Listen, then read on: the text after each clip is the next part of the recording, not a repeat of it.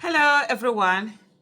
So a few days ago, Mr. Peter Obi on News Central did an interview, and it was one of the questions he was asked about during the interview was on the issue of subsidy, and subsidy review removal, and you could see how passionately Mr. Peter Obi described that whole thing to say that how can if subsidy is removed, then it has to be seen somewhere where it's being put in.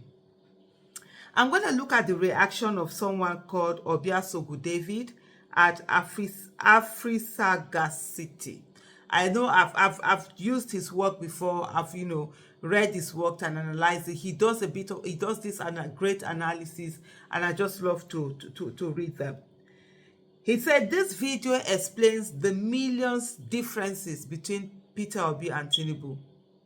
Yes, Peter Obi will remove fuel subsidy, but why, how, and when? Number one, he said why. The motive. Peter Obi's motive or reason for removing the subsidy will bear striking contrast to Tinubu's. His motive is to stop the mindless looting of the nation's treasury through the subsidy scam and channel the savings into critical areas of development, which will ultimately benefit the people far much better. Of course, he said, we all know the motive of the other man. Obiasagu David continued by saying, apparently, to draw up enough largesse for him and his cohorts to squander with crass recklessness, giving no damn to the biting effect it may cause the entire country. This explains why there is so much secrecy shrouding the subsidy saga. And then he said, number two, how? The process. Clearly, Peter Obi would unveil an action plan for subsidy reinvestment, one that's accessible, manageable, and time-bound. The other man did his like a wicked king who stands in front of his followers and sentences them to grave hardship. The entire process is buried in mystery and murkiness. Again, Peter Obi will show Nigerians where the subsidy money goes. Everyone will see in clear terms where the money is applied. That's the most critical alternative sector of the economy, where the money goes and the benefit will be felt instantly. But the other man in Aso Villa can't do same because the first subsidy wasn't removed for any other motive than to be stacked in deep private pockets. Number three, when the timing. Buhari butchered the economy, inflicted deep wounds in Nigeria, and left us to bleed. Peter Obi wouldn't grab a plucker, insert it into the already bleeding mouth of Nigerians, pluck out the aching tooth, then abandon our mouths to bleed more profusely. No, he will first apply anesthesia, clean up the bleeding mouth, then gently remove the aching tooth, dress the mouth, and replace the decayed tooth with a new functional tooth. Obviously, the Aso Villa mafia lord did the exact opposite.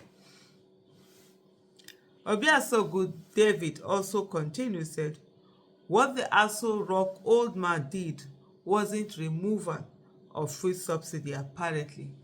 He simply rearranged the crime in the oil sector and channeled the loot from the subsidy payment into personal pockets. And then someone here called DK Chukunalu said, you analyze the tweet with clear fact and understanding. I love the way you explain the whole thing. It's very clear and understandable. Because there are a lot of people who always constantly say, oh no, there's nothing, even if it was Peter Obi that had gotten into office, he will always do this, he will also do the same thing. They almost try to do it with such glee. You almost could see that they're trying to, sort of like convince themselves.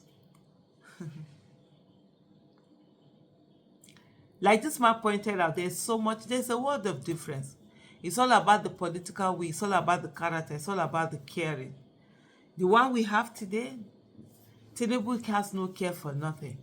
He removes subsidy, not because he thinks it's going to do you any good, but because finally he has the power to pronounce such. And that's not what you want in a leader.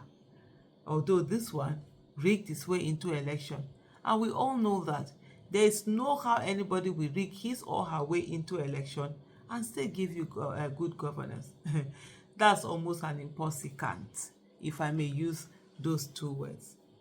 So when people sit down and want to just, free themselves, free their conscience, it's laughable, because at the end of the day, we all are affected.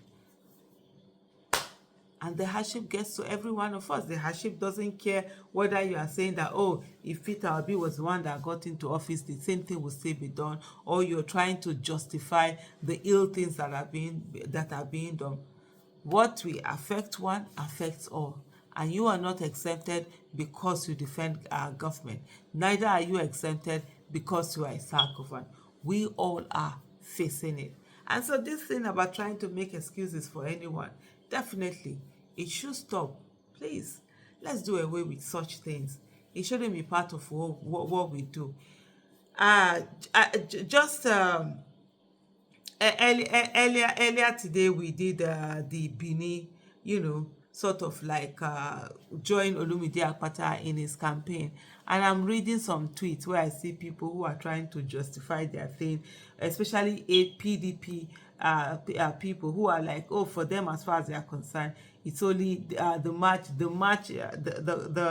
election is between APC and PDP. They would rather have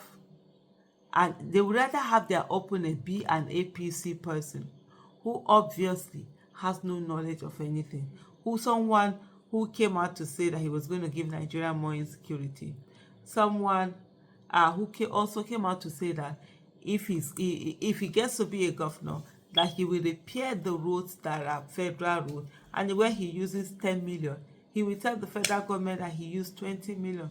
Who does that? That's the person that they would rather be their opponent, rather than have a competent person in the person of Olumide Akpata from Labour Party be be an opponent. They don't even see him, as an opponent. But at the end of the day, surprises are always there. And like Hausa people will say, dan haƙin da ka daina shi ke tsone maka ido. Shi ke tsone maka ido, that little thing that you see finish, you're dismissive about. Most times, it's the one that punches the eyes. I'm going to stop here. But just to say to everyone, we all need to do better. Thank you. Bye.